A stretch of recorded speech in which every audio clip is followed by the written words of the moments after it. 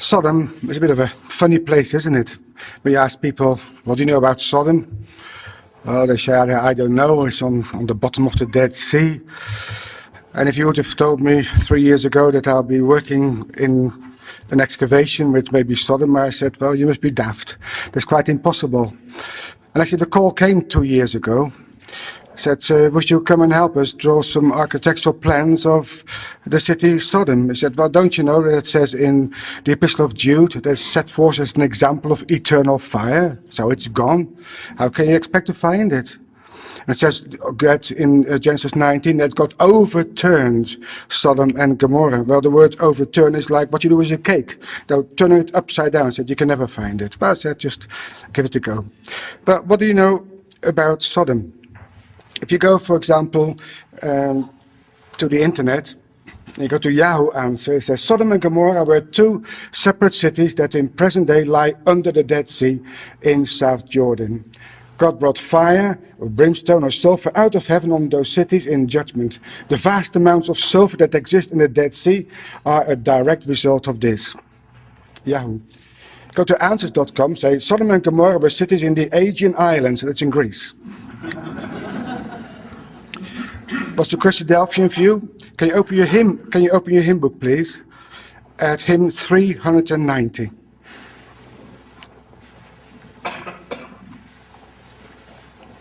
Hymn 390 and verse 2, where it says, who was saved from direst horror at that unexpected hour wherein Sodom and Gomorrah sank, overwhelmed, to rise no more. Lot the faithful and his daughters were alone removed to Zoar. Where in the Bible does it say that Sodom sank in the Dead Sea? If you could show me one verse, I'll be very pleased, and I'll believe you. You can't find it. It doesn't say that Sodom is in the Dead Sea. And the Dead Sea was not created when Sodom was destroyed. There are two distinct sites altogether. Anyway, let's go through the scripture. Some of you may know that I've been working on the illustrations of the ESV Study Bible. And just a few months ago, they brought out the Atlas. And they showed this picture, I didn't know about this, of the Dead Sea. And they see Sodom and Gomorrah and Zoar and Admah, Zebulun, and all those smoky columns going up on the other side of the River Jordan. Where were those cities actually located? Well, 2 years ago, a good archaeologist friend of mine, Dr. Steve Collins, he's the dean of the University of Trinity Southwest in Albuquerque, and I'm professor there. I used to teach there quite a bit. He rang me up and he said, well, why don't you come and have a look? So I did. And at the moment, they're working there on a site called Tel Al-Hammam. And I just got an email this morning from one of the team members to say things in Jordan have been crazy. That's an email I got this morning in the archaeological field. Last week, a group of Russian archaeologists came and wanted to get a permit to put a submarine in the Dead Sea to look for Sodom. I don't know how deep a submarine can go because it doesn't sink. Remember that the Dead Sea is now at its all-time lowest at minus 450 meters below sea level. Because the Dead Sea has been there for all time, there's nothing under it. At any rate, the Jordanian Department of Archaeology, that is to say, was called to meet them at the Dead Sea. When they arrived, it was a setup that the press waiting, and the Jordanians told them to get out of Jordan, and they could not proceed. But in turn, it precipitated the director of the Department of Antiquity of Jordan to send a news team to our site, Tel Al-Hammam, and interview Dr. Collins and the Jordanian co-director. And then for the first time, they confirmed our site as the best Sodom fit. There's a gigantic turning point for our dig, and we were on the 6 and 8 p.m. national news. And God willing, in 3 weeks' time, I'll be joining our team. Well, here's Dr. Collins, Steve Collins. It's a good colleague of mine. We've been working together for some 15 years. And he is pointing there on a map on Mount Nebo, where he told me he believed that Sodom was located. Well, we've been working together since 1995, and We both like challenges. We climbed up the Roman ramp at Masada in 1995. That's after our first season of excavating Ai. Been working there for about 7 years, so we got to know each other. He invited me to come to his university and lecture there. And every year we lead tours in Jordan and Israel. And the website is BLE, that's Bible Lens Expedition Travel.com. Well, my challenge was the Temple Mount. I worked almost all my life trying to sort out all the problems of the Temple Mount. And Steve's challenge was to find Sodom. So where do we go from here? Well, we went last year to the Department of Antiquities in Jordan, in the Geographical Institute, and we're poring over maps, trying to get some old area photographs to learn more about our site. But most importantly is, where, according to the Bible, is Sodom? Actually, in the Bible, there are more indicators to where Sodom is located than where Jerusalem is located. We just don't read carefully enough. If archaeology has done one thing for me, is to read the Bible carefully, almost word for word, and you get your answers. The brother who taught me the truth a long time ago in Kibbutz Yad Mordechai in Israel, next to the Gaza Strip, he said, after every sentence, ask why, where, who, how. And if you do that, you get all sorts of answers which are quite unexpected. Now, the chapter we just read, Genesis 13, just open your Bibles again, have got so many indicators that is absolutely incredible.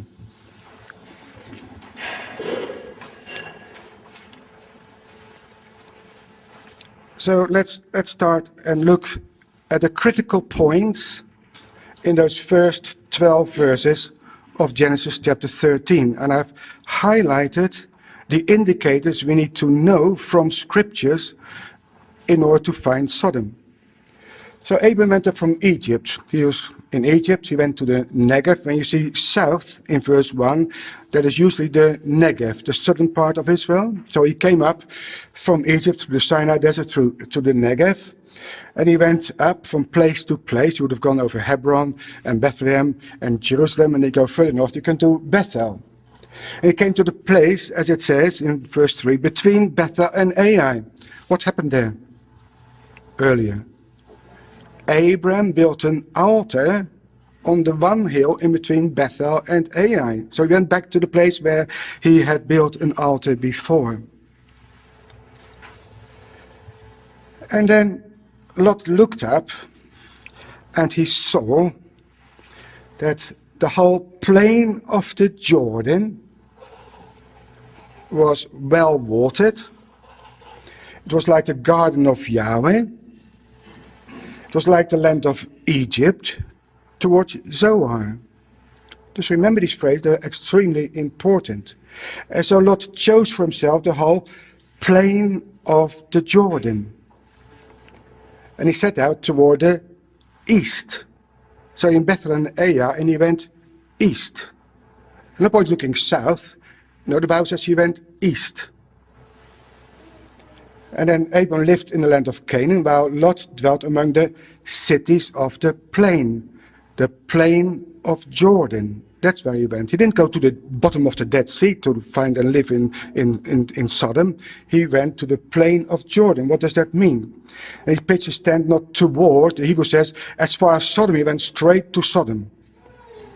So here we can learn that must be east of Bethel and Ai. It's in the plain of Jordan, which was well watered. It was like the garden of Yahweh. What's that? Like the land of Egypt. What is the parallel? And it's east of Bethel and Ai. Now the plain of Jordan, the word plain is not a normal word for plain. Plain is usually an emek or an arava in Hebrew. But a kikar, that's the word used in Genesis 13, yes, is usually translated as a talent or a loaf of bread. The idea is a kikar means a circle. You go to the old city in Jerusalem, you buy bread, you get a pita, circular loaf of bread. When they exchanged silver or gold as a talent, there was a circular disc of gold or silver. In modern Hebrew, a kikar is a roundabout. Like in Tel Aviv, you've got kikar Dizengoff, it's the roundabout of Dizengoff. So it indicates a circle. It's the circle of the Jordan. That's how the plain of Jordan should be translated. It's not the plain of the Dead Sea, it's the plain of Jordan, says the Bible. There's 13 geographical uses of the word kikar. You only find in the Old Testament. It also refers to the disc-shaped southern Jordan Valley north of the Dead Sea. It looks like a circle. For those of you who look at atlases or have been in the land of Israel, you know you get the Sea of Galilee. And then the Jordan goes down through a valley, but it widens out where Jericho is, north of the Dead Sea. Have a look at these pictures. So this is a satellite photograph of the Dead Sea area. So here you see the northern end of the Dead Sea. Here's the river Jordan going through a narrow valley and goes all the way down. But look at this area. It widens out into a circle. And it looks like a circular plain if you stand here above Jericho or here on Mount Nebo. If you look from a slightly different angle, we're now above Jerusalem more or less. Here's Jericho, here's the river Jordan, here it flows into the Dead Sea.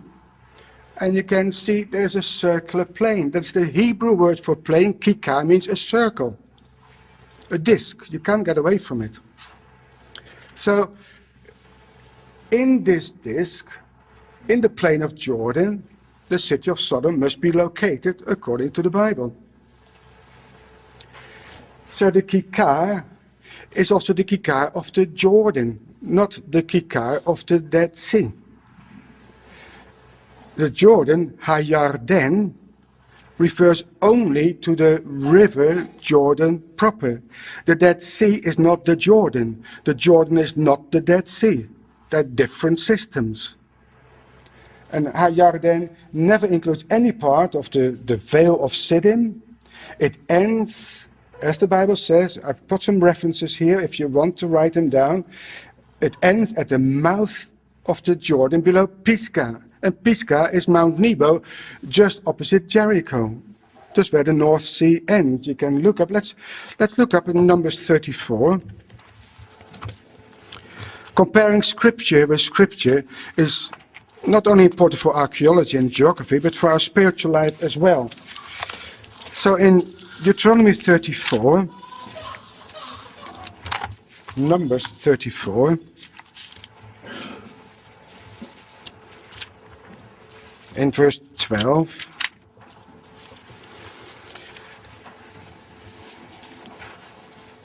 is talking here about the border of the land. So in verse 11, the coast shall go down from Shepham to Riplah, on the east side of Ain. The border shall descend, it shall reach unto the side of the Sea of Kinneret, the Sea of Galilee, eastward. The border shall go down the Jordan, and the goings out of the Jordan shall be at the Salt Sea, the Dead Sea.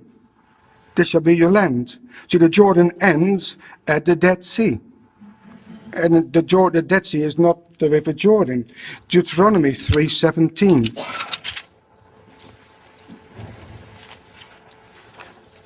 You're talking about the land that was given on the other side Jordan in verse 16 to the Reubenites and the Gadites. It's all the land of Gilead unto the river Arnon, half the valley, and the border even unto the river Jabbok, which is the border of the children of Ammon. And it's wonderful. You can go to Jordan, you can stand there at the Arnon Valley, very deep canyon in the south, and you can see there the Jabbok River as well. And then verse 17, it says, and the plain, the Kikar, the circular disc also, and Jordan, and the coast of, from Kinneret even unto the Sea of the Plain, the Salt Sea, under Ashdod, Pisgah, eastward. So clearly indicates that Jordan ends whether it flows into the Dead Sea. Can you see that? Yes, so the Dead Sea is not part of the River Jordan at all. I could look more of them, but that would take a bit of time. But you can write down, if you want to check it up later on, Deuteronomy 3:17 and 27, 4 verse 47 to 49, in Joshua 15 verse 5 and 18 verse 19. It always indicates that the Jordan ends where it flows into the Dead Sea. So looking at this topographical map of the land of Israel, think of that water system that goes right through the middle of the land, the Great Rift Valley, the Jordan River Valley. That is the outline of it. Now it starts at the top where Mount Hermon is, because the Mount Hermon is all covered with snow. The snow melts, the water penetrates in the mountain, goes down the mountainside, makes 4 different heads which form one river, the River Jordan. And the Jordan flows there into the Sea of Galilee. And from the Sea of Galilee, the river goes down. That is called the River Jordan proper, until you come to the Dead Sea, which is a different system, although it's all one water system, of course.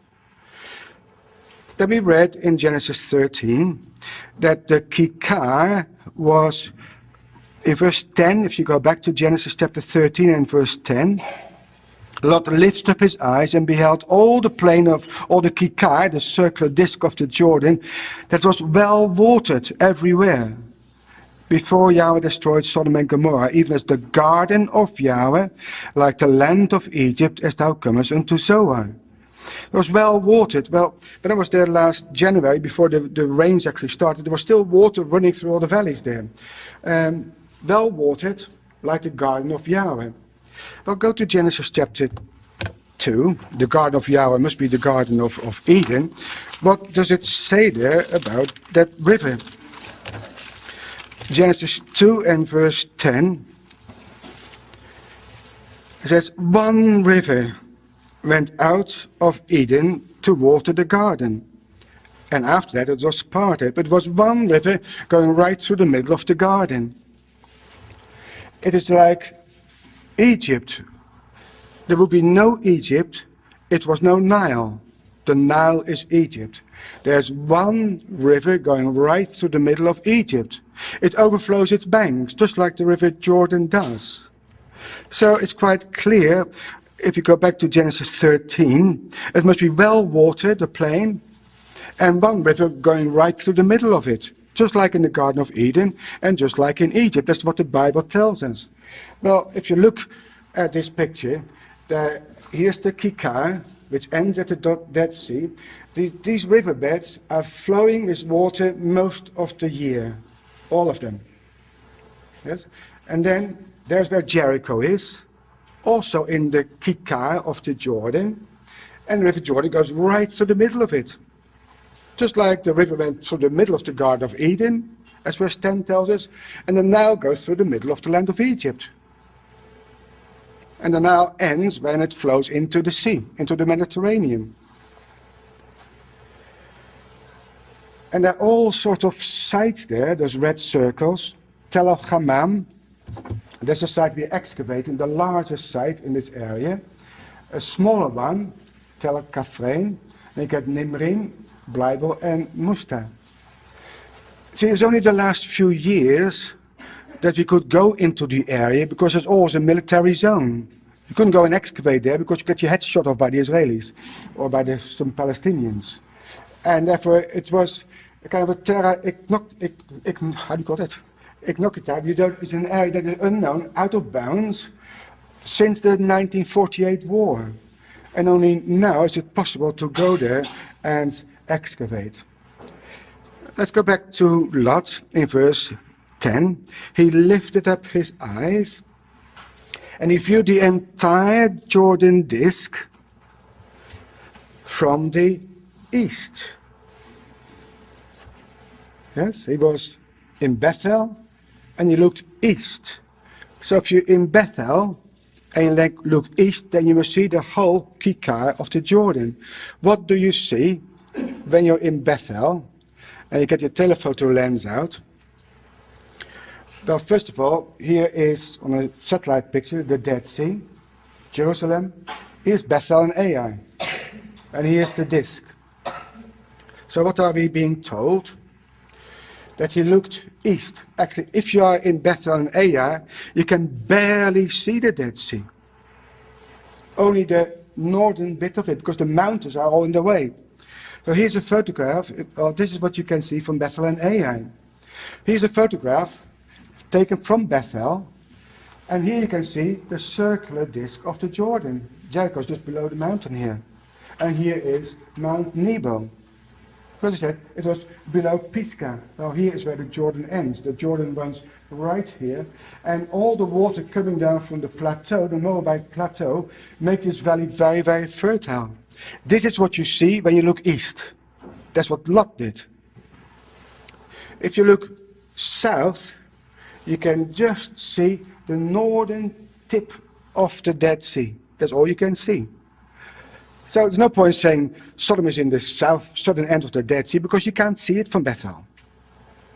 No point saying it is somewhere on this side, but where Masada is, where to show you Lot's wife, because you can't see it from Bethel. Lot could see Sodom from Bethel, quite clear from Genesis chapter 13. So he then traveled eastward from Bethel and Ai, and he pitched his tent at Sodom. Well, back in Bethel Ai, here is east, so this is the direction he went to. And you can only end up in the circular plateau of the River Jordan. So if you take only Genesis 13 in account, then here's the Dead Sea area. Don't be looking here for Sodom, because you can't see it from Bethel and Ai. This is the only part where you can see the plain of the Jordan.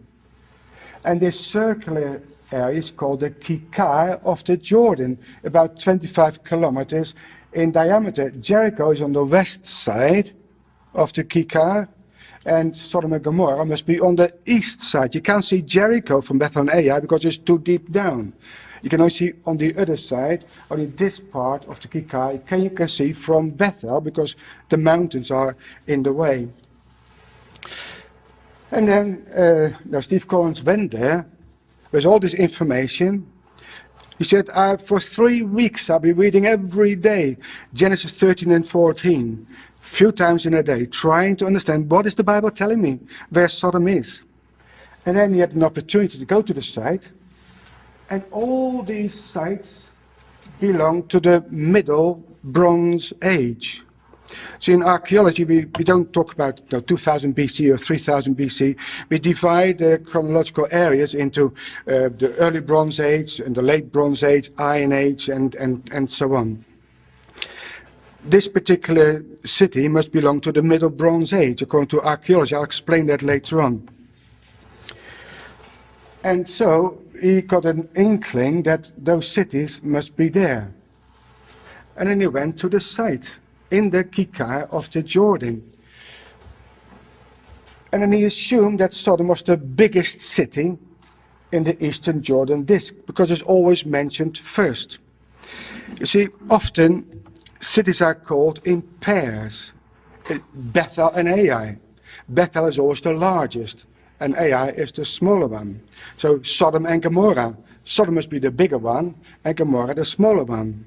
If you look at the list of the cities, they're often counted from the south.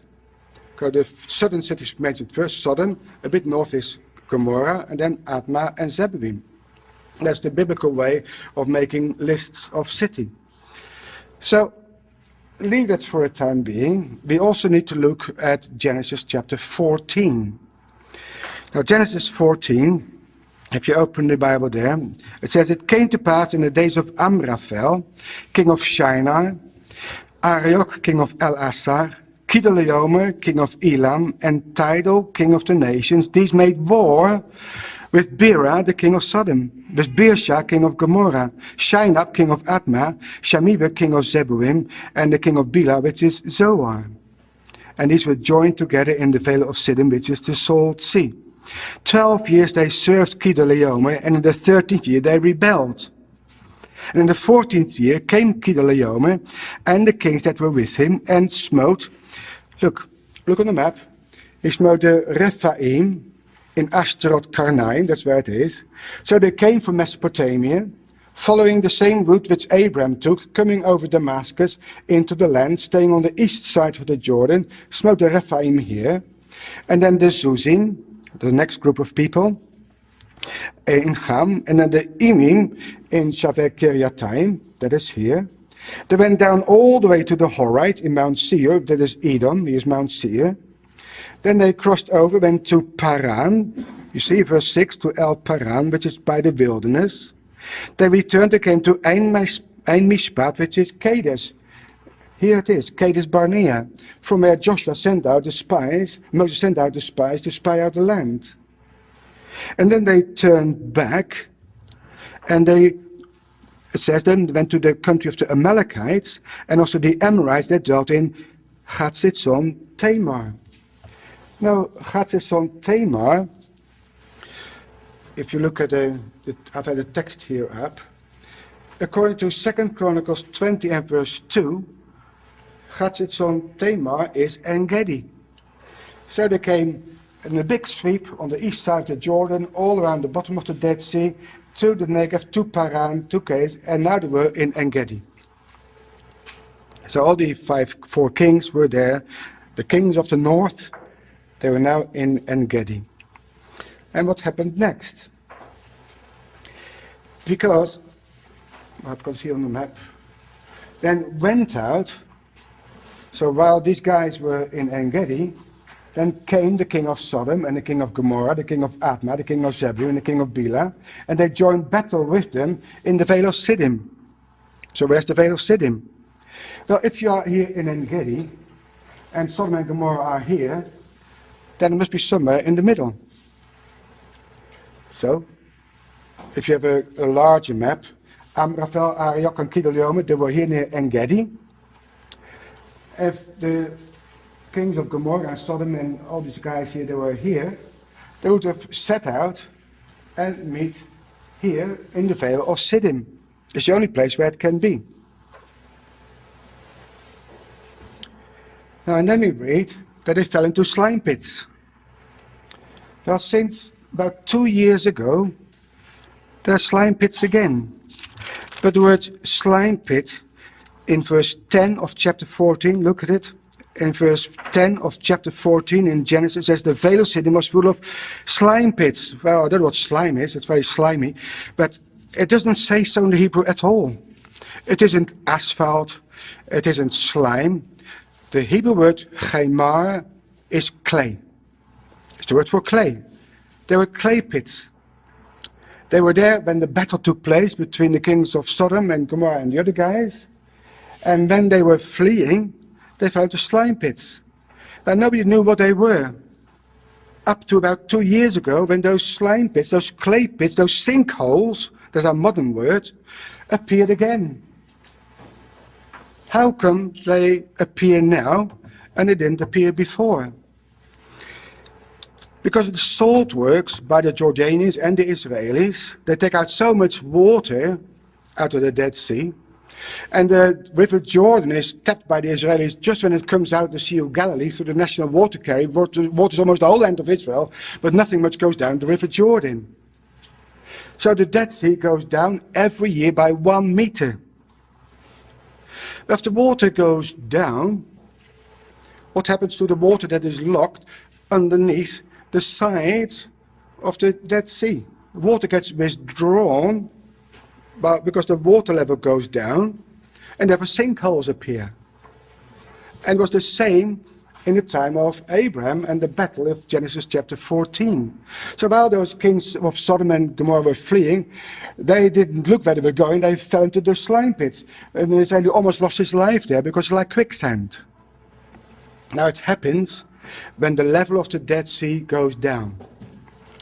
Geologists have worked for years looking into all the sides of the mountains. Well, here you look at Qumran, into caves, looking at deposits, water deposits and salt deposits. And they've been able to graphically portray how the level of the Dead Sea changed through time. Our next slide is an animated an animation of the size of the Dead Sea. It's the main part of the picture. And on the side, there's a section through the Dead Sea, and you can see how it goes up and down. There's a timeline underneath there, gives you an idea what happened to the level of the Dead Sea through the ages. So here is the Dead Sea. We are now in 3000 BC. That's the time of the flood. According to these geologists, was very, very large. Then it goes down to the time of Abram, 2000. Then the sea was very, very small. That's the time of Abram, Melchizedek. In the time of the judges and the time of the kings, the water went up again. It went down a little bit. It stays the same up to about the Hellenistic period. And when you come to the time of Christ, the water level goes up again, as you can see here, and then it went down very, very low in the Byzantine period. And then the water level climbed up again, all through the Middle Ages. It's a bit of an up, and then it goes down. And at the moment, it is very, very small. The southern part of the Dead Sea is completely dry. You can walk across here from Masada to the other side. And that is when those sinkholes appear. So this graph shows exactly that we're actually lower now even than in the time of those kings of Sodom and Gomorrah who fell into the slime pits, which are here. That's the only place where you can see them today. So it is caused by the low level of the Dead Sea. Shows that the Dead Sea was there because Sodom and Gomorrah weren't destroyed yet. If there's no Dead Sea, you can't find any sinkholes. So it's just quite illuminating that we are now at the same level as in the time of Abraham and Lot.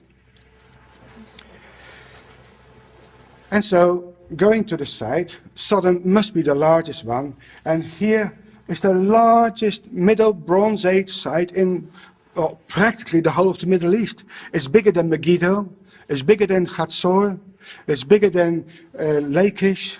It's 1 kilometer long.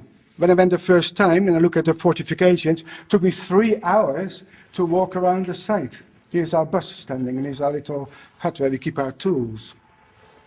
And from the air, this is the upper tell, and this is the lower tell. It's an enormous site.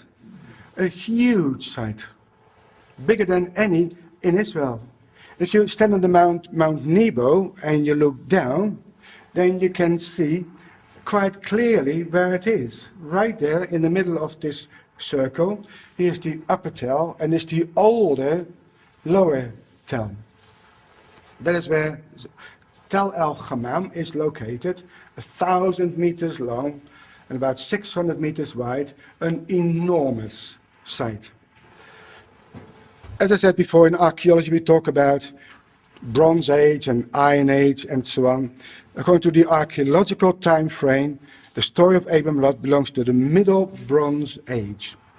Now, the Middle Bronze Age goes from 2000 BC, time when Abraham was born, up to about 1500 BC. That's what we call the Middle Bronze Age. Then you get the Late Bronze Age from 1500 to 1200, and then you have what we call the Iron Age, which is the time of the kings of Israel. So Abraham and Lot must be in what we call the Middle Bronze Age, and not later on in the Iron Age. So if you go to a site, say, well, that is Sodom, well, do you have Middle Bronze? If you don't have Middle Bronze, it can be Sodom. Let's go to Genesis chapter 10, where Sodom is mentioned for the first time before the flood. In Genesis chapter 10, we have the borders in verse 19 of the land of Canaan. It says, and the border of the Canaanites was from Sidon, as thou comest to Gerar, unto Gaza, as thou comest unto Sodom and Gomorrah, Admah and Zeboim, even unto Lasha. So the borders of Canaan start at Sidon, here in modern-day Lebanon, goes all along the coast of the Mediterranean, up to Gaza, where the Gaza Strip is, goes across towards the Dead Sea, where Sodom and Gomorrah, Admah and Zeboim are located. In the table of nations of Genesis chapter 10, before the flood, or just after the flood. but before the time of Abraham. So, and then the border goes up to Lasha, that is Laish or Dan, and then it goes across to Sidon. In Genesis 10, we've got Sodom and Gomorrah, and we call that the early Bronze Age. That is much earlier because it goes back to 3000 BC. So there was already a site of Sodom before Abram got there, before Lot got there. So Abram and Lot are here in the Middle Bronze Age, but that lower tell belongs to the early Bronze Age. It's much older. Here we find in this period of time, between 3000 and 2000 BC, the cities of the Kikar in Genesis chapter 10. So Sodom and the other cities of the Jordan Disk would have occupations dating from the early Bronze Age, but also the Middle Bronze Age. And then you go to a site, before you excavate, we usually walk around the site and pick up the potsherds, which never get destroyed, and you can understand from the potsherds what kind of time periods are represented on the site. So then, having our archaeological time frame from 3000 to 2000 up to 1000 BC, then it's quite clear that this must be the time frame of Sodom and the cities of Jordan Disk. That's what you expect to find before you actually start excavating, if you take the Bible carefully. So, and then you go to the site. It's a Bronze Age city, exactly the time frame of Abram and Lot. The lower city, which you can see in brown here, is the oldest part of Sodom. That is Genesis chapter 10. But this city, the Middle Bronze city, is the time of Abram and Lot. And there's even a later occupation in the time of the kings of Israel. And so here, we're excavating. The stones which you see here belong to the time of the kings of Israel, but down below, a meter thick layer, that layer of occupation belongs to the time of Abram and Lot. And excavating there, you can see the walls of the houses. I don't want to say this house of Lot, but he lived in Sodom somewhere. This house belonged to people that lived in Sodom during the time of Lot. And you find the potsherds, a very typical little juglet. So it fits exactly the picture of the time frame of the Bible. In Genesis 19,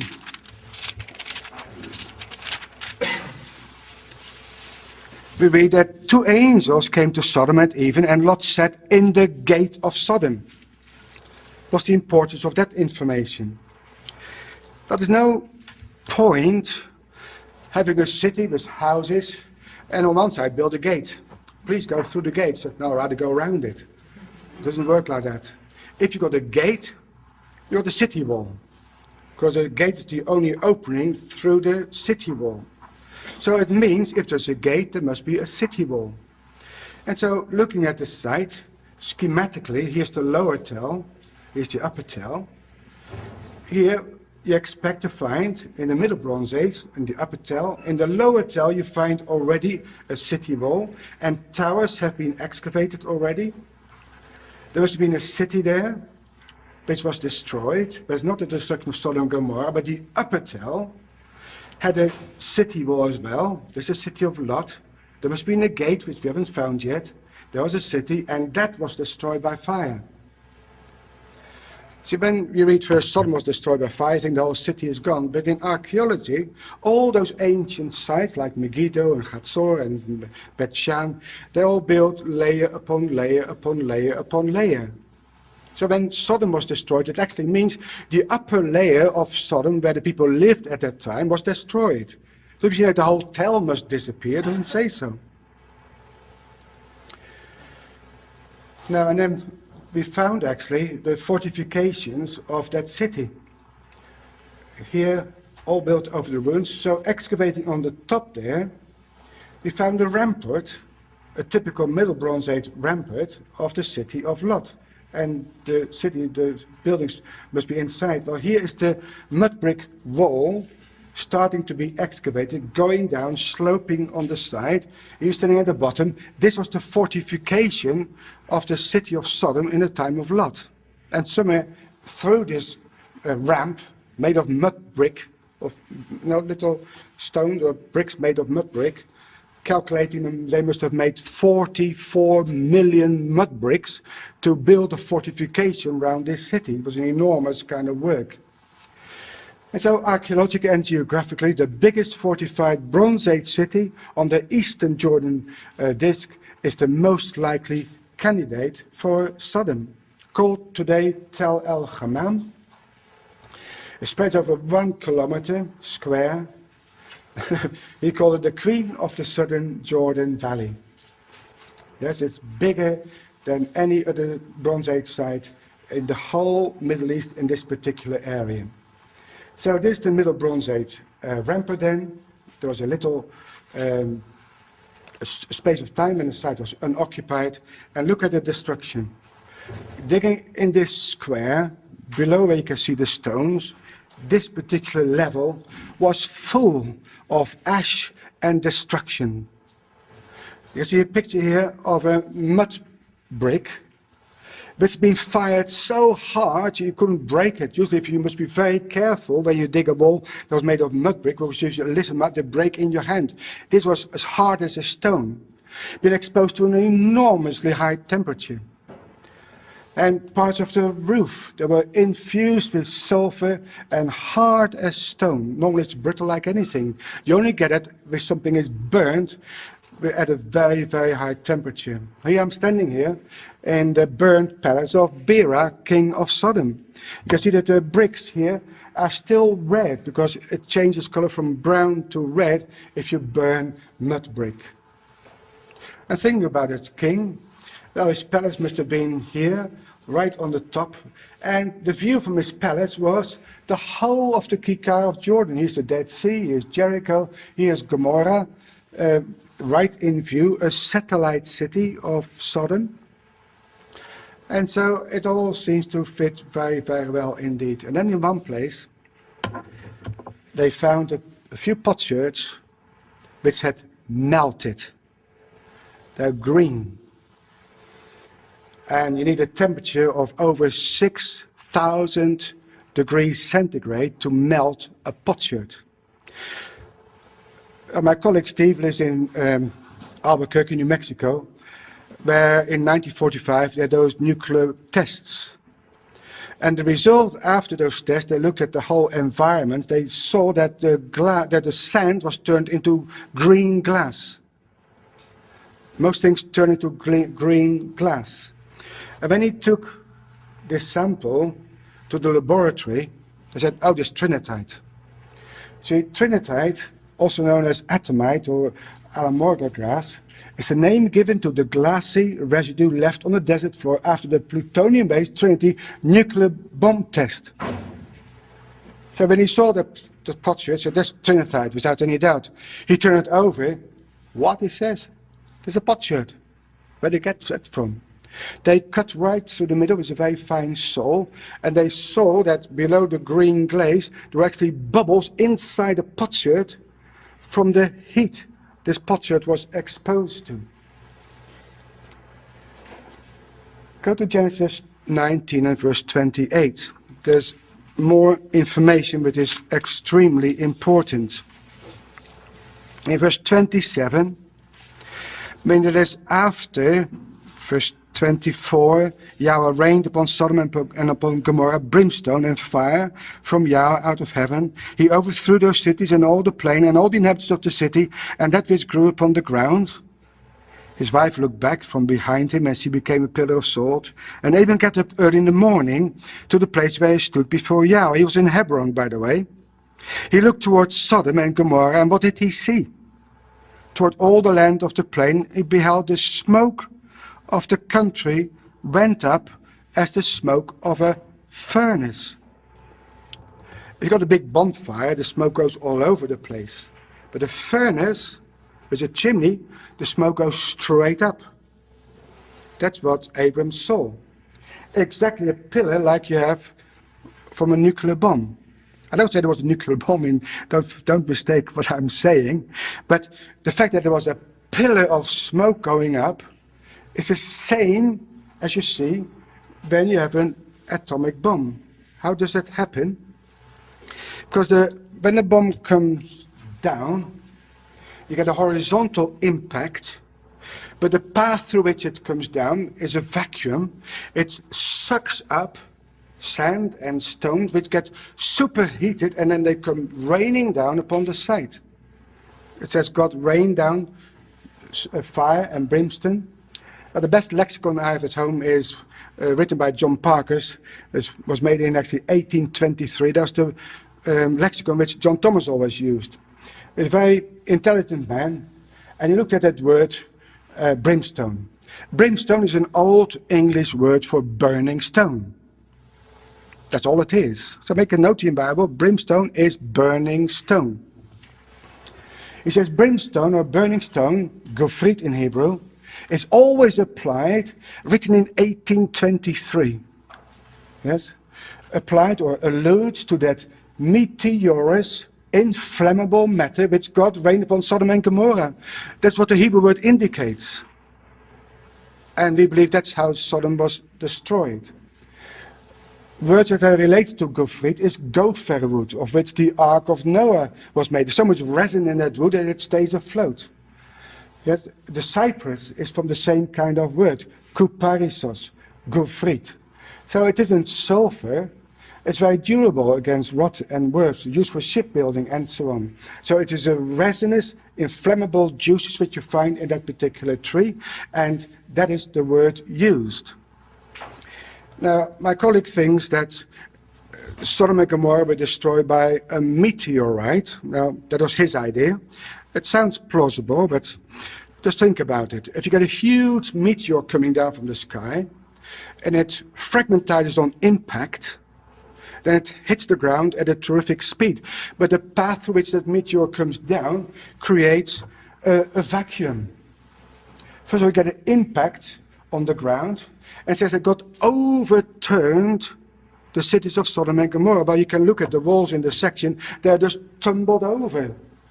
That's the horizontal impact when you get such an impact on the ground.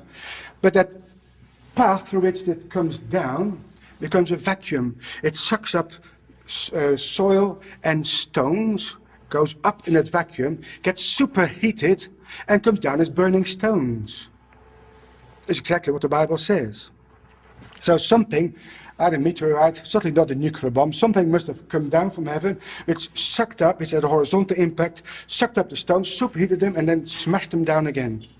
And that is how Sodom and Gomorrah were destroyed. All those cities were destroyed, all those five of them, at the same time, in the same way. Now, that is very interesting. So we have here Tel el-Hammam, the largest city, we believe Sodom, Tel Kafrein, maybe Gomorrah, Nimrim, they go together again. He says Sodom and Gomorrah, Admah and Zeboim. Zeboim, I was teaching my students this morning, if you got a word like Elohim, if it ends in im, it's plural. So there were two sides there, one beside the other, twin satellite cities of Admah and Zeboim. So according to the direction we get in the Bible, and the way those cities were destroyed, it fits exactly the picture of Sodom and Gomorrah in the Kikar, as we've been seeing in the Bible. And in 3 weeks' time, God willing, I'll be there again and see what I've been discovering so far. But what can we learn from the whole story of Sodom and Gomorrah? As Christadelphians. It's not just written here for archaeologists so we can find the site. Yes? Well, to us, reading the Bible, Genesis 13 and 14, and coming to a site which fits perfectly, shows that the biblical record is absolutely true. Taught me I must read the Bible so carefully. If it says east, well, look east and don't look south, because you won't find it. Yes?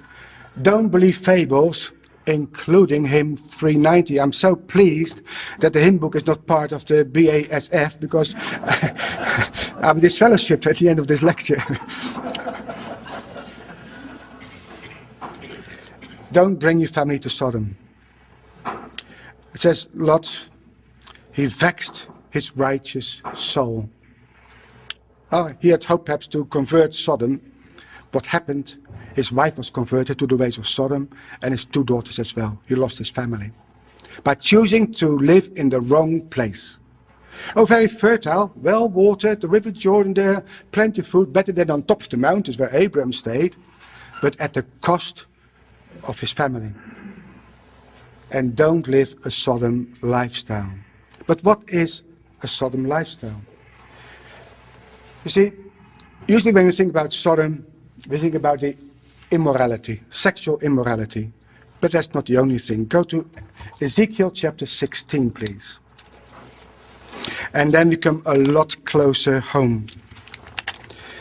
In Ezekiel chapter 16,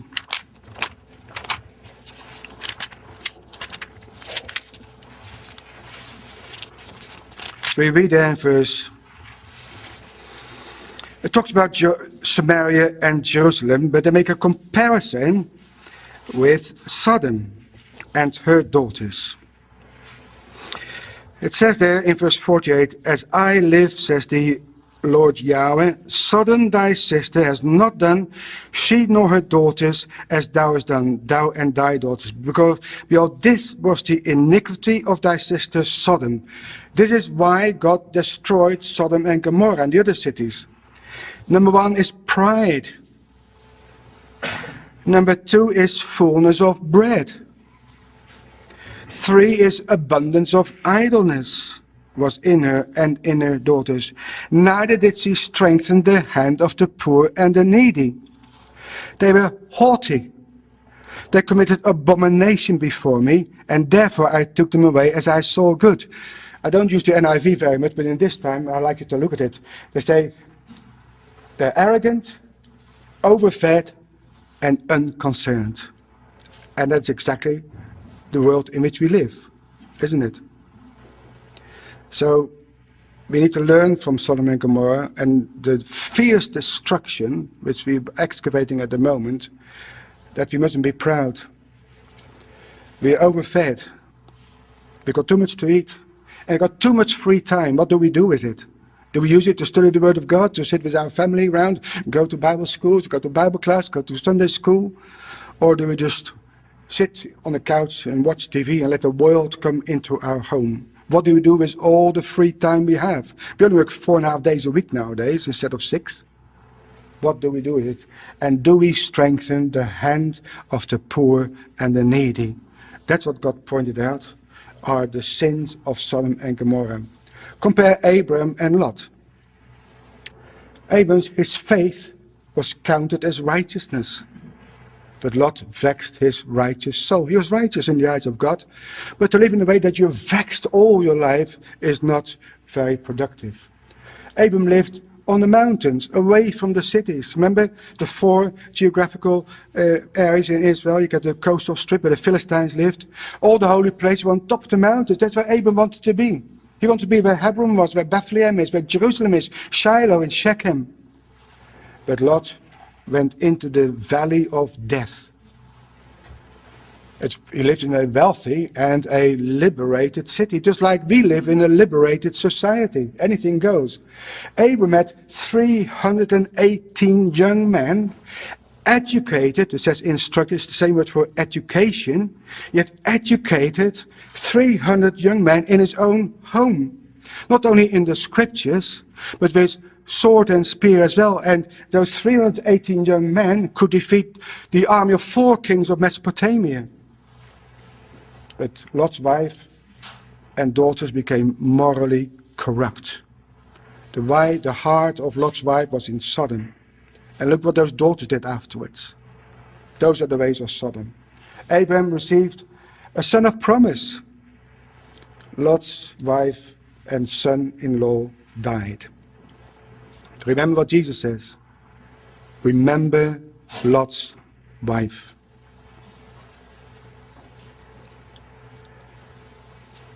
I hope you agree with me that Sodom is not on the bottom of the Dead Sea.